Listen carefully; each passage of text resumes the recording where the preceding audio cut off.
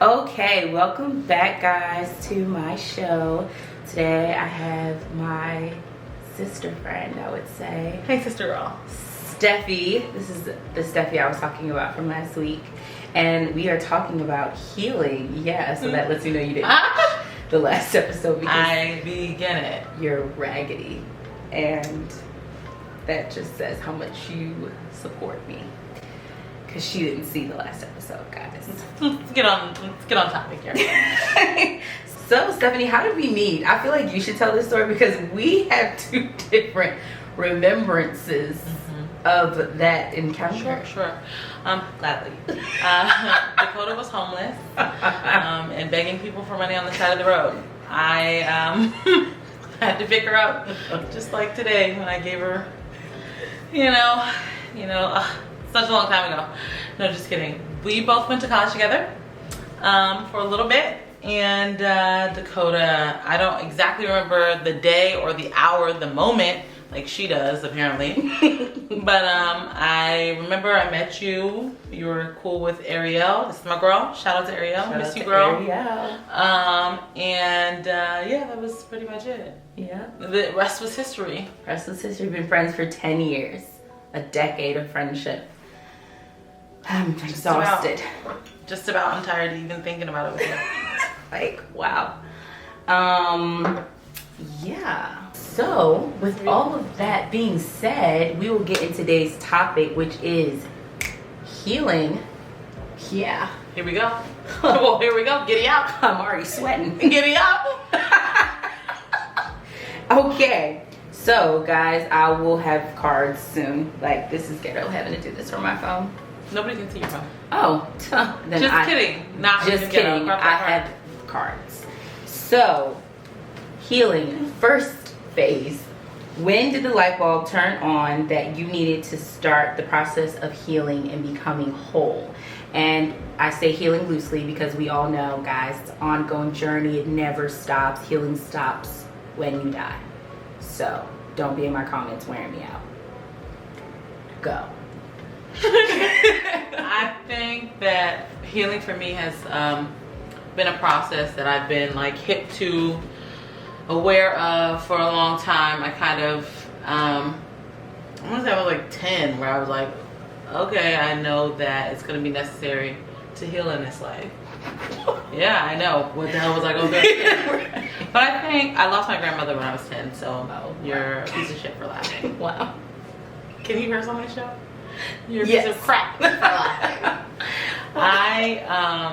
And I feel like, going through a death in your family, it kind of like brings up emotions. I think everyone has the same, it's like the same thoughts when somebody dies. And it's kind of like, damn, that person didn't get to see me go through this. They're not going to be here anymore. I can't turn to them for this. They're gone. Mm-hmm. I think that's a hard part to accept about this journey called life. And it doesn't get any easier. I mean, I think I cried about my grandma like 3 weeks ago. Yeah. Okay. But yeah, I don't think those moments get any lighter. I mean, they do get lighter, just because life goes on, but they're reoccurring. And from then, I knew that there were going to be things in this life that I would have to heal from. I mean, I think from beginning of my 20s to late 20s, it's definitely a different type of healing that I've gone through. It's been more like people, more like relationships, more like that type of healing that it's been more recently. But I've known about this healing thing for a minute now. That is awesome. So I did not go through any of that at 10. I Tell me what you mean. The very lengthy, and I do mean lengthy road to healing. So what started it was actually 2 parts.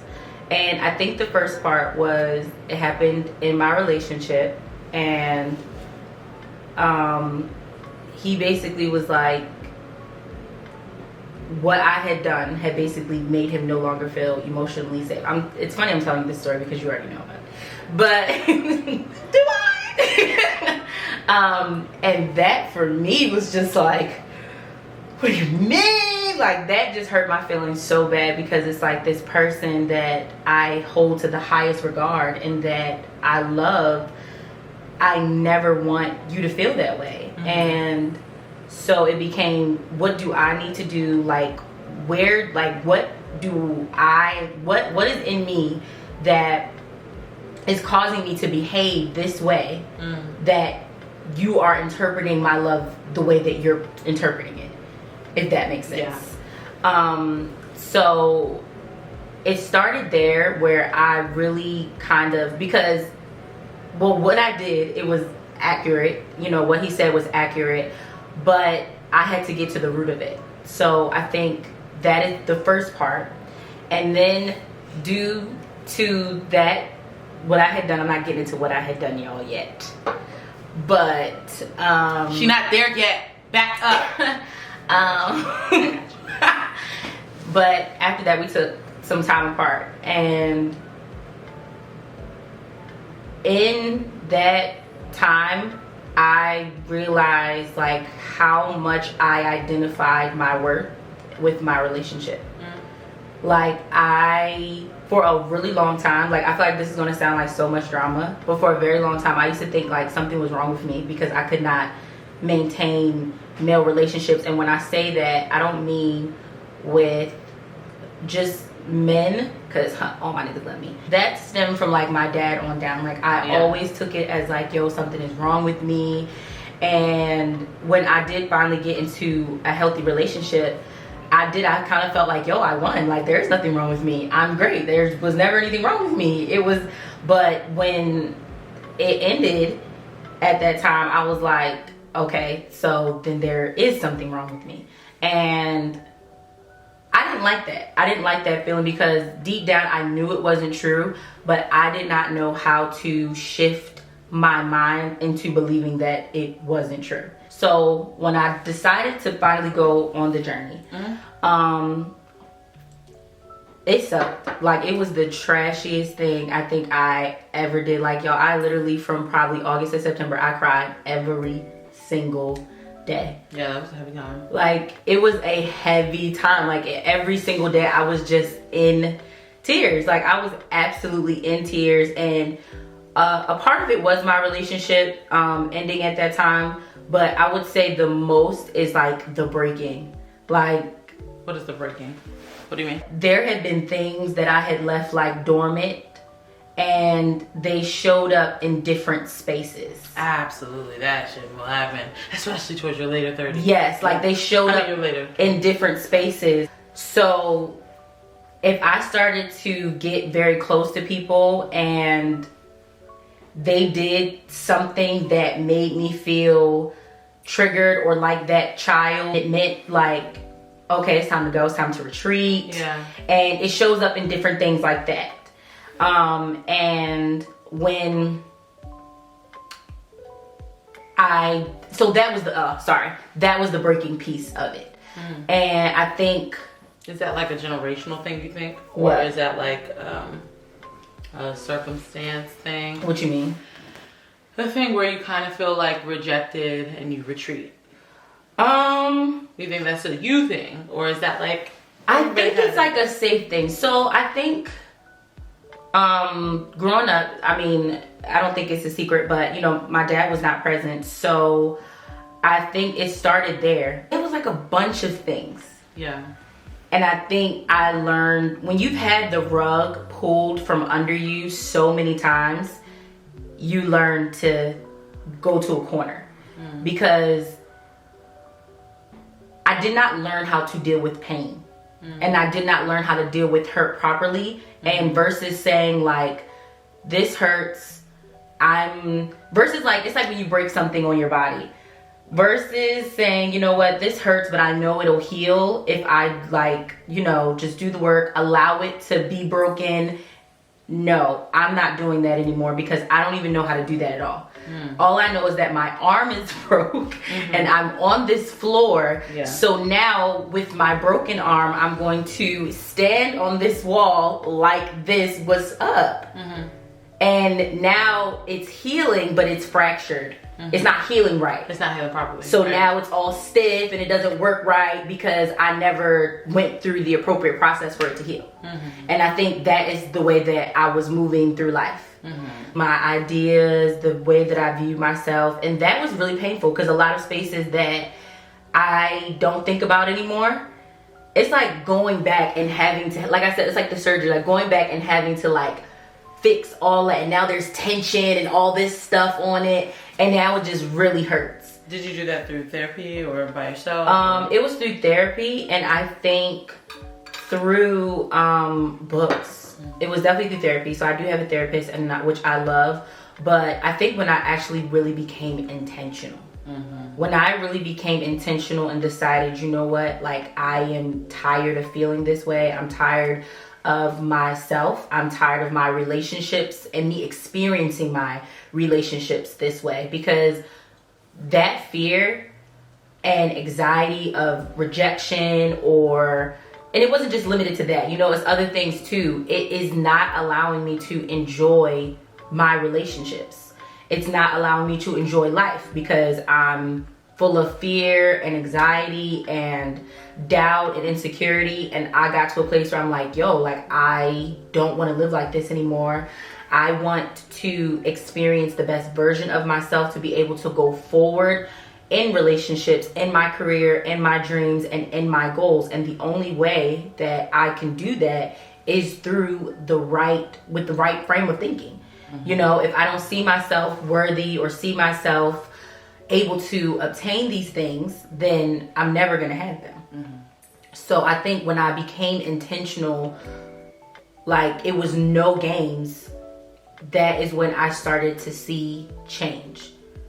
But it was hella shitty though. Like that shit was absolutely miserable. And it's something I'm still going through, because it's like you're literally in this tunnel and you can't see anything. And it's not because before, I thought healing was going to be like, you think when you're going on this journey with God, like, yes, the Lord has me. Yeah. I am going into the promised land. Whereas no, come on, Moses, you're not. You actually just left Egypt and you're in the wilderness. A lot of ways to go, buddy. And yeah, you got some ways to go before Canaan's sister girl. So you just pause. You just buckle up there. And it's like this tunnel, and it's like, it's hard. I can't see nothing. I don't know where God is taking me. I don't know where I'm going, and it is scary because I'm someone who likes consistency. Yeah, then that's fair. And I like control. And leaning on God and trusting Him is literally saying, Lord, wherever. I submit, I don't have no control. I'm okay with that. And for me, I just be like literally sweating, like literally perspiring, like, Jesus, are you sure? And I know we're supposed to have this like undying faith for God. And I do believe in God fully without a lot of doubt. Because the Lord is strengthening my faith. But it's scary. Yeah. It is very scary when you are walking and it's like, Lord, I don't know where I'm going. And God is just slowly just keep walking. And it gets a little frustrating. Nigga, where? Where do you want me to walk? Lord, I wasn't here when she said it. I wasn't here. Like, I don't care what, that's how it feels. Like, it gets like, you get frustrated because it's like, Jesus, can you lend a light? It's dark. And He's just like, no, you need to trust me. You need to fully lean on me. Yeah. And it's not a journey that you can go with anyone else. Yep. You just have to do it. You and God. And it's just like, okay, my boy. Got it. Got it.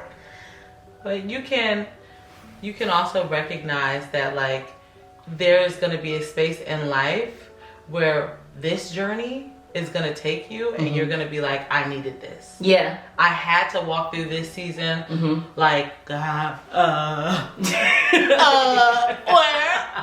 To recognize that like, okay, it's like in your late 30s, you know, like when family comes into play, when you have to trust in God. Like there's gonna be seasons where you're like, I'm glad I walked through that season. I'm glad I went through that. You know, I'm glad I trusted Him. So have you jumped? Is that what you're doing right now? Is this what you would call your leap? Yeah, I would say that is the leap. It is like, yo, it's funny because so when I went to Tulum, they have these cenotes, and it's like this. It's this dark ass hole in the ground, and it's water at the bottom. It don't even sound fun.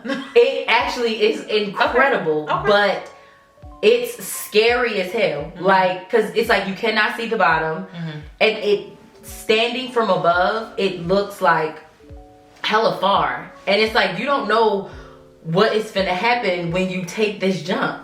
Like, what if, you know, I'm big? What if I do hit the rocks? You know what I'm saying? What if I do hit the rocks? Okay, like I don't know. What if this is like a weight requirement, and if you're this amount of weight, y'all got to tell me. Y'all got to tell me is there a weight requirement for this? Like, what is the limit? Because they be like, oh, the water's 40 feet deep. How do you know I won't go to 40 feet? How? Who's tried this above? Who? Are you weighing people before they jump or what? And that's what it feels like. It's literally just jumping. It's literally just taking this leap, and you don't know. And you hope it's deep. And it's like, because it's God, it is that comforting thing of knowing it's deep, but it still doesn't take away like that, like, God, Jesus, help me, Lord. I'm a little scared. I'm joking. Like, I'm a little scared. Yeah. Did you feel that way? Like, because I know you started at 10, child, but I think my healing journey has been a little bit different.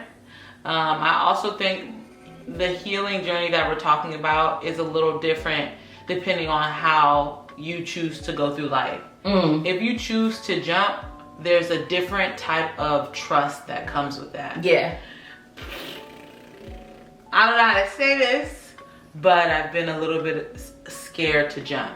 And like my jumps look like, God, I trust you, but let me go ahead and get this, and that in order before I jump. Yeah. Because I trust you, but I also want to be wise. Yeah. You know? I want to be sure. I want to make sure I'm using discernment. You know? And that's the type of approach that I take, but I really think that God is kind of walking me through a season where He's like, if you don't jump, I will strip you of everything. Yes. I will walk you through a Job era. Have you heard of that? You know the story of Job? Yeah. Be ready for that. You won't need to trust me. Yeah. And I'm so afraid of going through that. That I'm like, you know what? Let me get my boots strapped up and let me get ready to jump, because I'm not trying to upset you, Lord. You know? Yeah. Whatever you want from me, I'm ready to go. You just let me know when and where. So I think that healing, you know, in one aspect, from like relationships, from like death, from life in general, and like trusting God, I feel like for me that's two different avenues. You know, like I know how to trust God through like a healing journey. I and maybe that'll change. You know, like in this season, I feel like I have that under control. Trusting God and leaping or jumping, you know, to what He asked for me.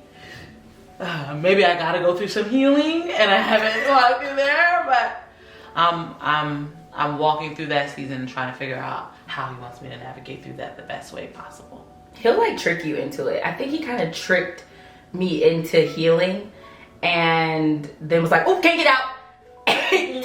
gotcha, bitch. It's like God just and it was, and it was like, it was. I think He did. I think, like, my relationship, I think that is one thing He knew would kind of cause me to, look at all that vanity. Healer, Lord. That was one thing He knew that He could use, and it did. It propelled me to jump. Because, and it's like now, like I said, it's like I'm too far to go back where I was, but I still don't know where it is that I'm going. I think also, like, the healing that we've gone through, right, or where we're at in that journey is like, I feel like from when we met about 10 years ago, early 20s, you kind of walk through a phase where you're kind of like in survival mode. Yeah, and I feel like your early 30s or the end of your 20s, you're kind of like, I'm not trying to survive anymore. Like I'm thriving in this season of life. I'm choosing to thrive as me. I'm showing up as me. Yeah, I'm enjoying life as me, and like that looks like that's a different type of healing. That's a healed like journey from like young to old. You know, like walking through that survival phase. Sometimes that feels like somebody says something to you and you're like, ooh, I'm already ready. Yeah. You know what I mean? Like, and that was us for a long, I mean, we still got a little bit of that in us. Just so you know. You know, just so you know, I'm not the one or the two or the three. Let me show you. But, you know, it takes a lot of healing, a lot of growth to like choose to like move towards peace. Not everybody deserves to get you out of character, or get you into a space where you feel like you have to attack and feel like you have to be in like survival mode to even have a conversation with some people. Sometimes that's what that feels like. It's like, oh, I like your hair, but you couldn't afford to get it any longer. And it's like, ooh, bitch, well, I don't see your hair done. Okay, just so you know, that's how we talk to each other on the regular. Okay, on a regular Tuesday. But the growth is we don't do that to regular people on this side of the street no more. We've grown. Scrap. Teamwork. Growth. Healing. But that is really true, especially when you talk about just like that component of the need to respond.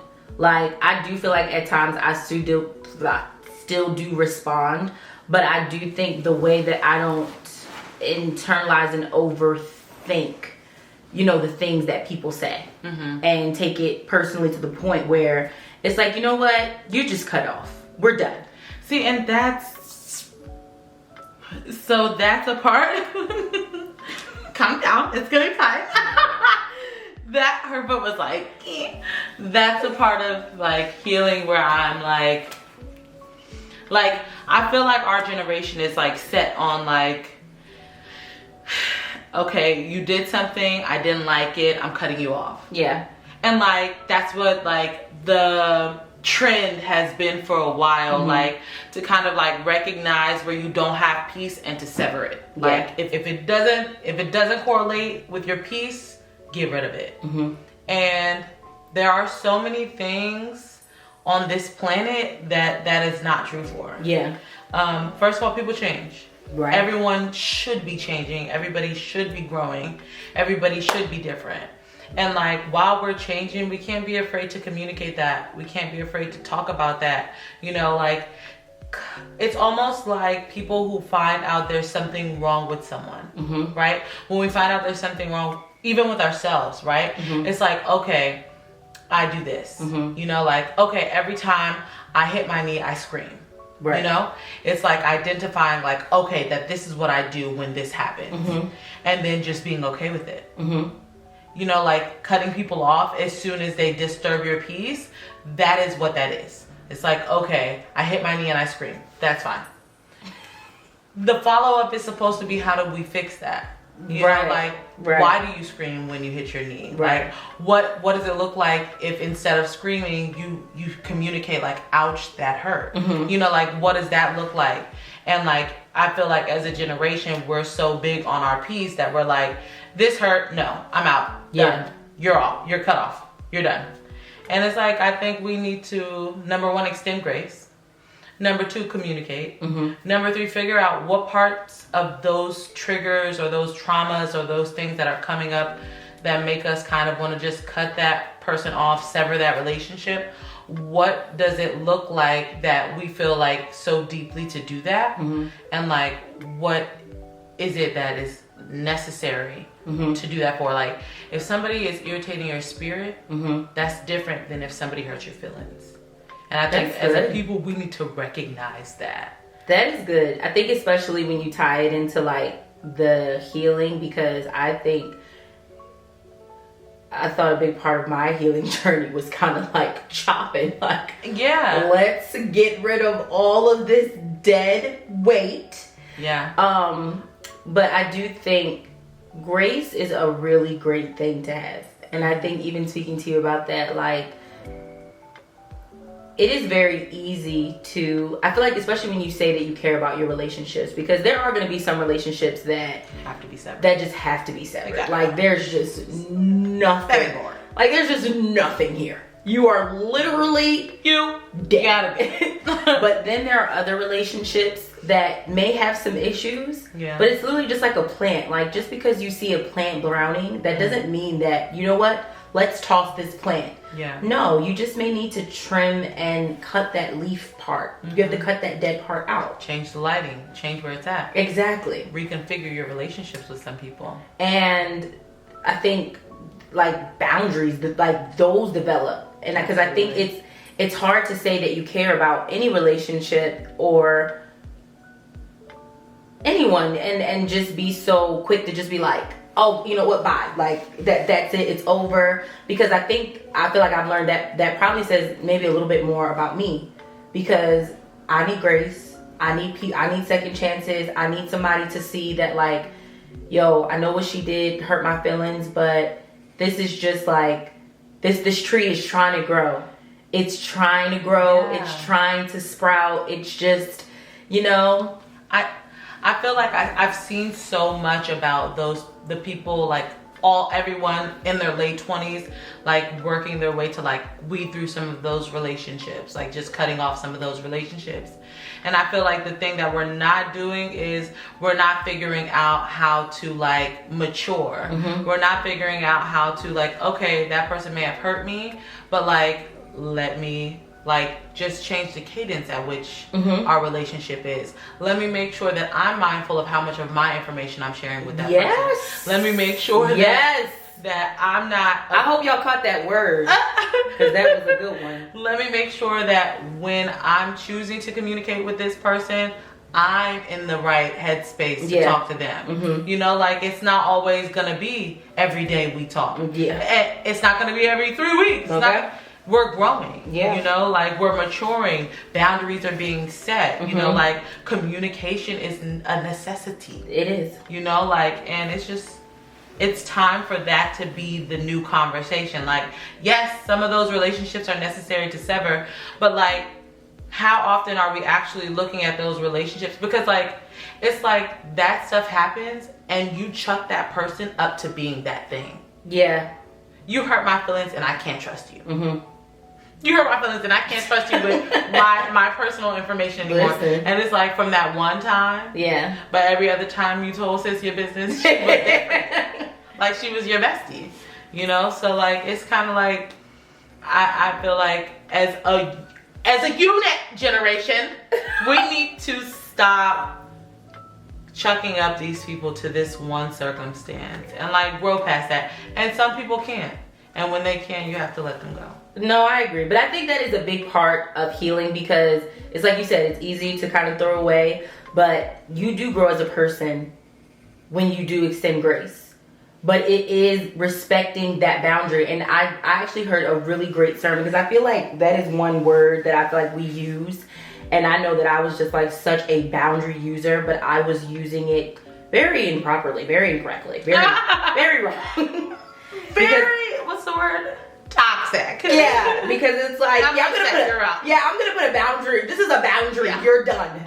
That's a boundary right here. This is my boundary, and I would use boundaries as a way to control people versus realizing that a boundary is really a way for me. It's for me. It's not really for me to, like, try to control. It's not for me to be like, this is my boundary. You need to do this. Yeah. If you don't, you're out. And it's like, since that's your boundary. No, okay. You have to respect that. Like, that's it. Like, period. Bro, like, facts. Like, you have to respect that boundary. Like, it is not for you to go around sharing, you know, giving speeches about your boundaries. Facts. Like, it's literally, it's simple. It's as simple as you said, okay, I know that you run your mouth. Mm-hmm. So that doesn't mean that everything about you is, we're not going to limit that to who you are, but that is a part of who you are. Facts. And so, because of that, right, I'm not going to tell you my business. Exactly. To protect myself, absolutely, I'm just not going to share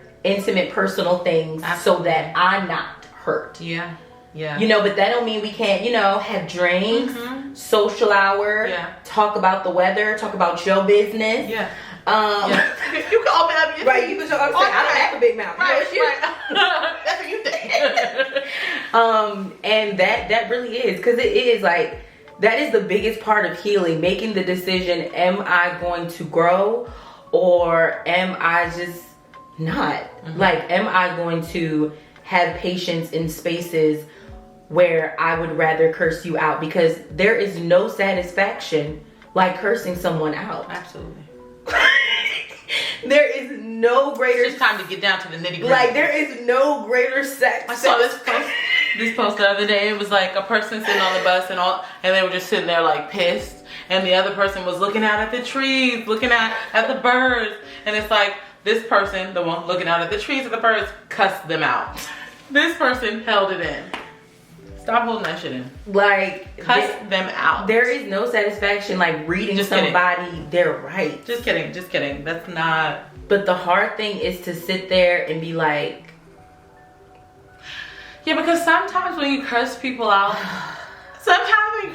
you don't feel good after. Like, we have to really get down to the nitty gritty of it. Sometimes it doesn't feel good. Maybe I'm serious. After a little long time, it doesn't feel good. But for me, after I have ridden somebody their rights, especially when got on my good nerves. That's the get on you. But for me, it's not in my character to cuss people out. So me cussing somebody out, that's taking a lot of energy out of me. Yeah, it is. It is definitely a draining thing. I need a nap after. Right. Because I just exhorted. Because now I got to pull out facts and receipts, and now I really got to go into my You're making me think. Yeah. And I don't have time for that. I don't have the energy for that. It's just kind of like, okay, you're acting like, got it. Yeah. God bless. I wish you the best. Yeah. I think Spirit you.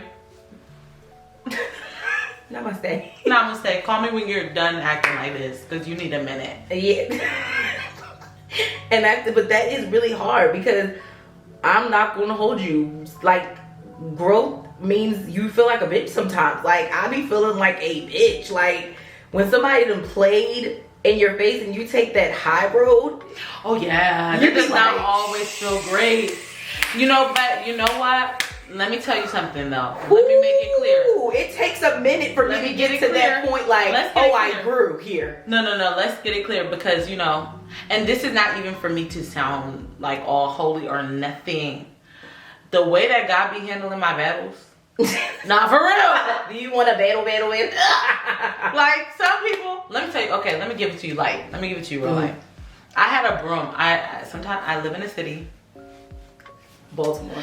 Okay, you didn't have to say that. I apologize. Cut that part out. I live in a city, and sometimes, you know, like when the street is real dirty, I take a trash bag outside and I clean the street, right? Oh. I know. And, I'm gonna talk to y'all because she's not there yet. So I had a broom outside that I left outside in front of the house, and when I would like clean up in front of my house, I would leave that broom there. Yeah. Somebody stole it. Somebody stole the broom. Probably somebody tried and stole it. Cool. I never brought it inside because, you know, you don't want to sweep the street and then bring the broom in the house. Yeah, that's pretty gross. So I left it outside. Somebody stole it. It's been maybe a year. A brand new broom was left outside my house. A brand new one. Like, literally, I didn't tell nobody that story. I didn't talk to nobody. Somebody must have been going through it so bad. Somebody must have been going through the trenches. They must have been going through it so bad, because let me tell you something. The way God don't play about me, it's not worth it. I'm going to just tell you now. When you see me, if you try me, I'm praying for you. Like, I'm praying that, I'm like, Lord, please have mercy on them. They didn't know. Like, they did not know they were messing with your favorite child. They don't know. Sorry, Lord. Please take it easy on them. They didn't mean it. Legit. I be praying for y'all like Stephen. You know Stephen? No. Stephen's in the Bible. Look him up. He in the book of Acts, y'all. That's where my Bible study is at. But yeah, like, nah, I don't be feeling that. I be feeling like, especially I'm like real a thinker, so I be thinking like I could have said this. Oh, for sure. This. Oh, yeah. I could have said this. Like I be like, yo, you really just like use a whore. Use a real ass I could have whore. stomped you out, but you know what? You know, big Sheila vibes. Like I could have. And you know, that is growth though. That is, I feel like, but it is hard. Like it really is hard, and I think learning to give yourself grace in those spaces. Yeah. When you are having normal feelings. Absolutely. Because I don't think that I learned that until kind of last month. Because recently. Yeah, because it's like I just grew. Okay. Because I used to feel like beat myself up like, yo, you need to get over this, or you need to move on from this, or you need to like pick up the pace. And because I was trying to do that, I was missing beats, bro. Like I was really trying to like, it's very dumb, but we do it like kind of cheat God, you know? And it's like baking a cake. And you know what I'm saying? When you bake a cake, you can put it in the oven and then you can take it out and the batter will still be good. Like you can taste it, the batter is good, but it's not ready. And I feel like I'm at a season in my life where I want to be good and ready. Yeah. And you cannot rush that process. No, you can't. Like, and for me, it's a race. Like, I am trying to just digest and read 3 books a week. Healthy. Yeah. I read all these books. I digested it. Yeah.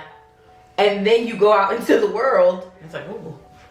And then you just fall apart and you're so disappointed because it's like, I literally sat here and stressed myself out reading 3 books. I'm literally eating health. I'm giving myself self-health right now. Just stuffing it. Why don't I have this, God? Like, why? Why am I not getting it? But it really does take like practice and repetition and patience, because that'll make, at times previously, that is like kind of why I gave up. Because like, you know, I'm not getting it. Tried it once. Nope. Didn't like it. Didn't like it. I'm quitting.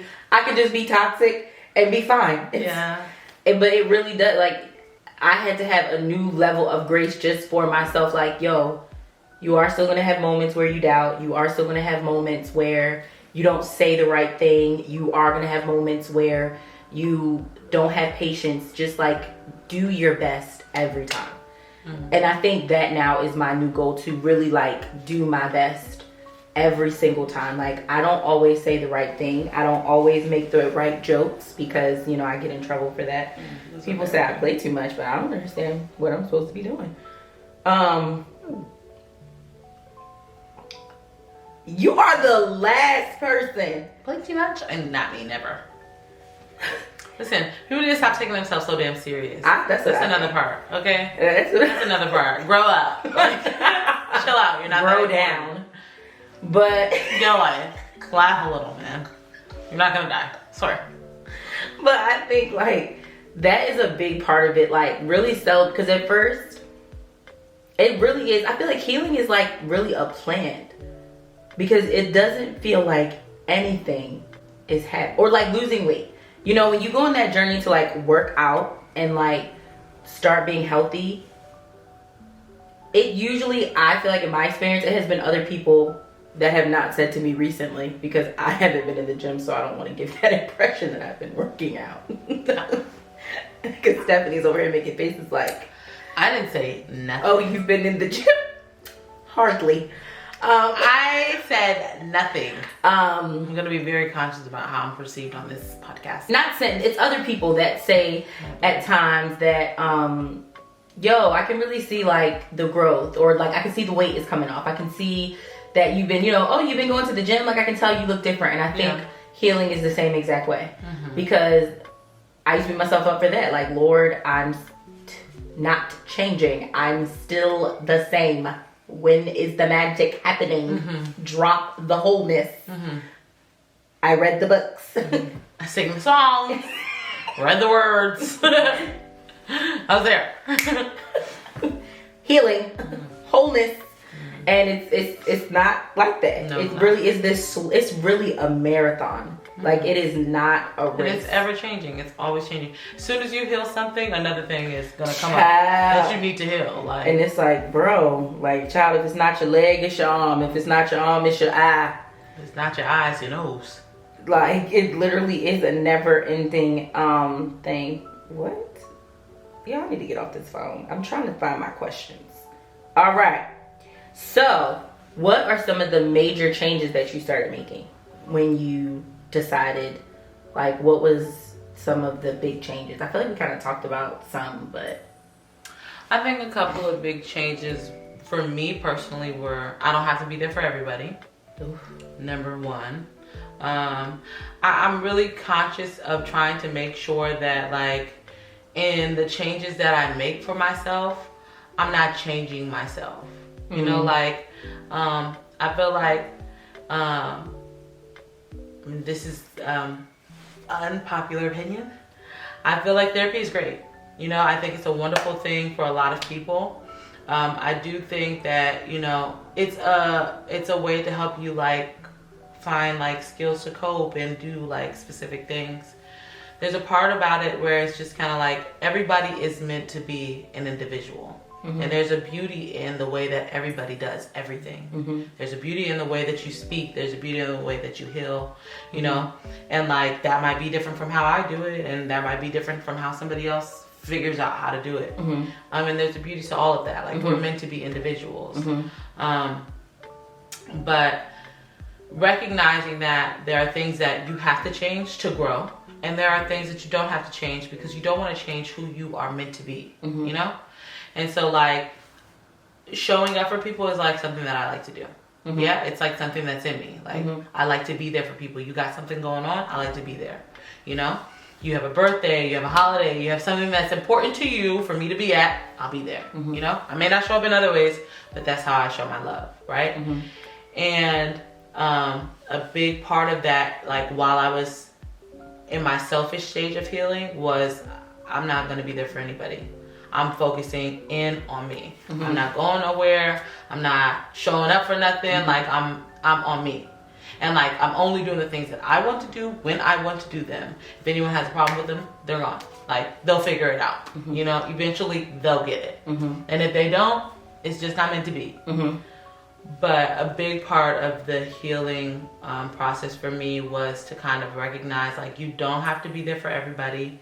You don't have to, like, speak to everybody when they, like, not everything has to happen, like, when somebody else says it. Like, my time is okay. Yeah.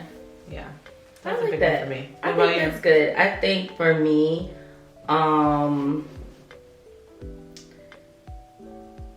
it was realizing that I'm not here to possess anybody. That's a big one. Really understanding that if this person is here, enjoy the moment, enjoy that time. Enjoy your experience. Enjoy your experience. You do not own anybody. And just because, like, everyone, there's no one that is permanent in your life but Jesus, and you need to be okay with that. Facts. Like, even if you give all of yourself and all of your love, that's impossible. You have more love to give. If that person takes it and goes, they did not take anything away from you. You don't have to, like, hoard your love and fear that if this person isn't a part of your life anymore, or if they go in a different direction, or if you don't speak to them anymore, that they've robbed you. Or you don't have to, like, hide yourself. Like, you can just be, and you can trust yourself and trust that who's in your life and who's not, God's going to take care of you, and that you can just experience and enjoy your relationships in a healthy way. That's fact. Versus, like, you are mine. If you're not going to be in my relationship, if you're not going to be in my life forever, there is no point of us having a relationship. Why? This is pointless. Where did we get that understanding from? Where did it come from? Who taught us that? Like, where did that come into play? Well, I had a deep-rooted abandonment issue, so I think it was involuntary for me. Sorry about that. I don't know about you. Maybe it was another way. No, I feel like I don't know, something about school, elementary school, the best friend, and your first boyfriend, and, like, those relationships, it was kind of like, oh, like these are mine, you know? Like, and it's like, people cannot be yours, bro. Yeah. Like, and what makes somebody the best? That too. I think that is another thing, because I feel like at this point, I feel like if I consider you a friend, then honey. Yeah, I have very close friends. I have family, you know, and I have like loved ones. You know what I mean? But like, I don't think anything can make anybody the best. Yeah. No, I get what it is you're saying, but yeah, that was like a big thing. That was a big thing, because I think I missed out on relationships that could have been really good and could have taught me something, but because it wasn't what I thought a relationship should be, which was forever and mine, it's like I was like, well, we're done. Yeah. And it's like, no, you need to just experience people. You need to let people breathe and stop being a psychopath. Yep, Joe. And what you said earlier about like, it's okay to have the understanding that like, when somebody leaves with some of your love or some of your trust or some of whatever you value and you gave to that person, they're not leaving with yours. Yeah. Like, you receive love in abundance. Exactly. You have joy in abundance. Yes. You have peace in abundance. And when you truly believe that, like, it's kind of like, oh, I really enjoyed the experience. Right. I wish we could have had more time. But you know what? It's okay. But I think things that have helped me really maintain, like, I will say I have like I don't want to say like I'm like so super righteous, because I'm not, but like my prayer life is like hella crazy. Like, I pray constantly now. Like, you ever seen like a child like hanging on their parent's leg when they don't want to like leave or go somewhere? Yeah. That is like how I am right now. Facts. I know that's right. With Jesus, I'm like, I know that's right. God, please, because it's like, yo, are you with me? Like, texting God. Hey, God, I took a step today. Should I come here? God. No. Burrito, Chipotle, Chick-fil-A. I won't eat until you decide. You let me know. And I think that's like, I have like a crazy prayer life. I really do, because it keeps me peaceful. And I really have understood what worship is. Like, worship is really not it is about reverence and all that to God, but it really is so he can pour into you and give you an abundance of something. And books, I will say, like, I don't shove them down my throat like I was like trying to read them in a race, thinking that was gonna like make me heal by the end of the week, because I read 3 super healing books. Healed. 3 books healed, exclamation mark. But I definitely read a lot of books, and I spend a lot of time with my friends. I think I'm learning. I still am a talker, but I think I've been really trying to listen a little bit more. Really listen to like people and hear what they have to say and their different experiences, because you just never know sometimes when you're really missing, when you just talk so much. Lord have mercy. That's a blessing you told me that you learned that, because I was wondering like, woo! Just kidding. Go ahead. That's it. How do you maintain your healing? Or not, because I feel like it's an ongoing thing, but how do you like maintain being whole, trying to keep your peace, things you do as routines that help you keep your plant alive, keep your plant growing? Yeah, I work out. It's a big one. Having the routine of like movement, of motion. I'm serious. That's a big one for me. She's trying to play with me. I'm not. She's trying to play with me. I'm not. I go for a nice little run every day. If I know I lift a little weight, a little something. Outside of that, you know, definitely a connection with God. Yeah. Like that's really big. You know, they say 7 days. I'm gonna give y'all a little word. 7 days without God makes 1 week. WEAK. Okay, there you go. Oh. That's a word. Because without getting my word from church, like 7 days without that, and just like moving around the world and not having a word to help me like cling to. Woo! It gets a little rough. But yeah, the word of God, that's something that really helps. And my family. Yeah. My family, my loved ones, you know, wise counsel. Yeah. I said loved ones, but you didn't feel included. So. Just stick you on out there. Just kidding. But yeah, no, I I stay rooted in like love. Yeah. Yeah. And in everything that I do, I try and make sure I'm giving out love. And I try and make sure that I'm ready to receive it. Yeah. It's awesome. All right, guys. Well, that's it. That's it. Were you gonna tell me, or you were gonna tell them first? Oh, okay. Yeah. Well, guys, it's been an amazing conversation. Stephanie's actually gonna be one of the regulars on the show, so we'll see when she'll be back. Thank you so much for having me. I really appreciate it. Yeah. Let's not do this. It's fake. Yeah, you have on makeup, but you have makeup. I have on makeup. Get out of the She's my complexion regularly. This shade is a little light for her.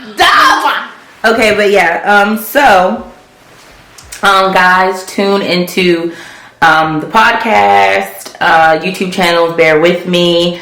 I am not even going to just tell you what the next episode or when that'll be coming out, because then you'll expect it, and if I miss, I don't want that. So next episode should be next week. We'll say should. You know what? I'm going to hold myself to a standard. There you go. Next week I will have an episode out for you guys. Bear with me. Yeah, bear with me. Again, subscribe, like, comment, share. Continue healing, ladies. Continue growing, loving, and being the best versions of yourself. We love you. Peace and love. God loves you. The world don't. Bye. The world don't. The world doesn't. I don't know. Because I was going to say the world really loves you, but that would be a lie. Bye, guys. Yeah. God bless. God bless.